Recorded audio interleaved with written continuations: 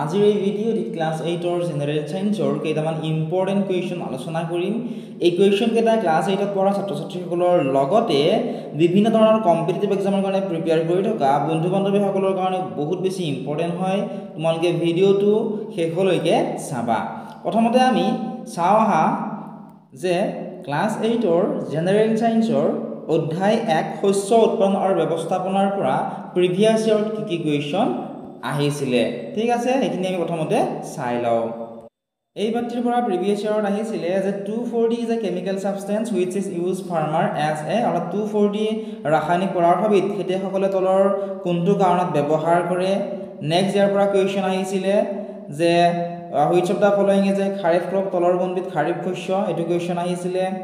Next আহিছিলে যেতিয়া ঘেঁহু একেটা ঠাইতে বৃহৎ পৰিসৰত খেতি কৰা হয় তাক কি বুলি কোৱা হয়, এই কুৱেশ্যনটো আহিছিলে।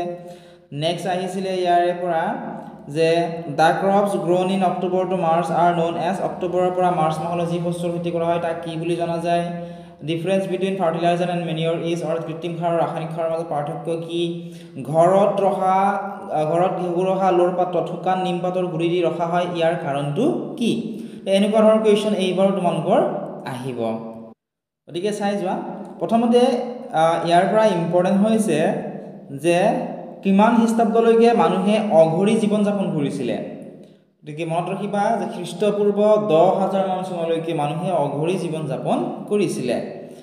নেক্সট ইয়াৰ পৰা ইম্পৰ্টেণ্ট হৈছে যে শস্য কাক বোলে বা শস্য বুলি ক'লে আমি কি বুজো।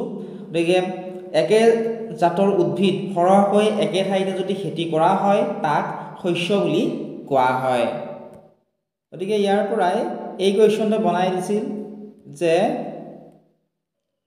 যেতিয়া ঘেঁহু একেটা ঠাইতে বৃহৎ পৰিসৰত খেতি কৰা হয় তাক কি বুলি কোৱা হয়। অপশ্যনবোৰ আছিলে হুৱেট ক্ৰপ অৰ্থাৎ ঘেঁহু শস্য, অপশ্যন বিত আছিলে হুৱেট এগ্ৰিকালচাৰ ঘেঁহু কৃষি, নেক্সট আছিলে বনানীকৰণ প্লান্টেশ্যন, অপশ্যন ডিত আছিলে হুৱেট কালচাৰ অৰ্থাৎ ঘেঁহু কৰ্ষণ। ইয়াৰ কাৰেক্ট আনচাৰটো কি হ'ব, যেতিয়া ঘেঁহু একেটা ঠাইতে বৃহৎ পৰিসৰত খেতি কৰা হয় তাক ঘেঁহু শস্য বুলি কোৱা হয়। গতিকে কুৱেশ্যন নম্বৰ 61ৰ অপশ্যন এইটো কাৰেক্ট আনচাৰ হ'ব।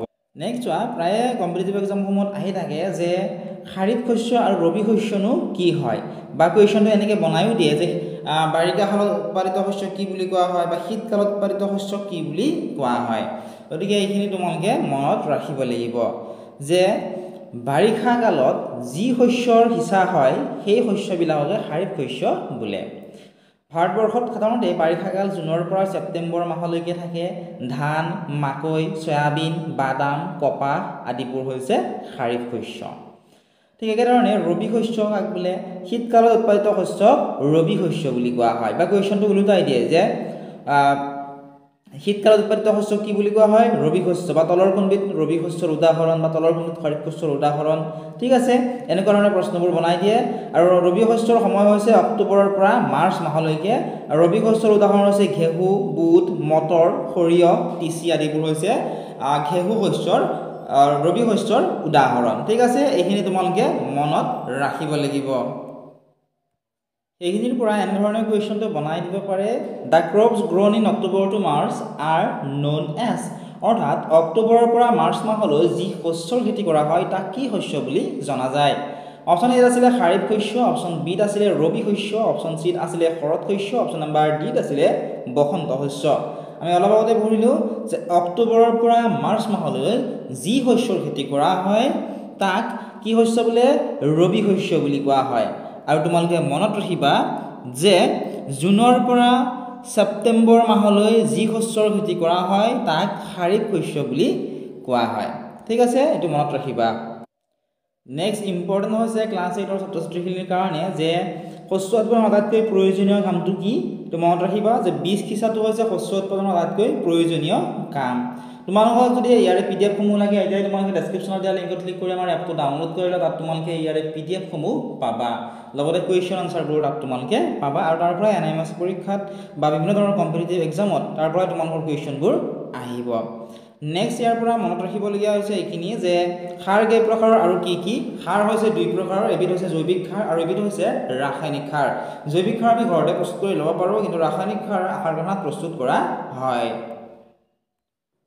নেক্সট তোমালোকে এইখিনি মনত ৰাখিবা যে ৰাসায়নিক সাৰৰ উদাহৰণ হৈছে urea, ammonium sulphate, super phosphate, NPK আদি। অৰ্থাৎ NPK মানে হৈছে নাইট্ৰজেন, ফসফৰাছ, পটাছিয়াম আদিবোৰ হৈছে এইবোৰ ৰাসায়নিক সাৰৰ উদাহৰণ। কেতিয়াবা পৰীক্ষাত এনেকৈ কুৱেশ্যনটো দি দিব যে ইউৰিয়া জৈৱিক সাৰ নে ৰাসায়নিক সাৰ। গতিকে তোমালোকে জানিবাই যে ইউৰিয়া যেটো ঘৰত প্ৰস্তুত কৰা নহয়, কাৰখানাত প্ৰস্তুত কৰা হয়, ইউৰিয়া কি হ'ব ৰাসায়নিক সাৰ হ'ব। এনেকুৱা ধৰণৰ কুৱেশ্যনসমূহ তোমালোকৰ পৰীক্ষাত বনাই দিব। নেক্সট ইম্পৰ্টেণ্ট হৈছে যে শস্যাৱৰ্ধন কাক বোলে। তোমালোকে ৰাখিবা যে মাটিৰ পোষক দ্ৰব্য পুনৰ ঘূৰাই অনাৰ আন এটা পদ্ধতি হৈছে শস্যাৱৰ্ধন। সাধাৰণতে কি হয় যেতিয়া একেটা ঠাইতে বিভিন্ন ধৰণৰ খেতি কৰি থকা হয়, লাহে লাহে সেই ঠাইখিনিৰ উৰ্বৰতা শক্তি নোহোৱা হয়। অৰ্থাৎ তাৰ পৰা কি হয় যে শস্য উৎপাদন ভাল নোহোৱা হৈ আহে। সেইকাৰণে মাটিত কিছুমান পোষক দ্ৰব্য দি সেই মাটিৰ কিছুমান পোষক দ্ৰব্য তাত দি পুনৰ ঘূৰাই অনাৰ যিটো পদ্ধতি তাক কি বুলি কোৱা হয় শস্যাৱৰ্ধন বুলি কোৱা হয়। ঠিক আছে, এইটো মনত ৰাখিবা। নেক্সট ইম্পৰ্টেণ্ট কুৱেশ্যন হৈছে প্ৰায় পৰীক্ষাত অহাৰ চান্স থাকে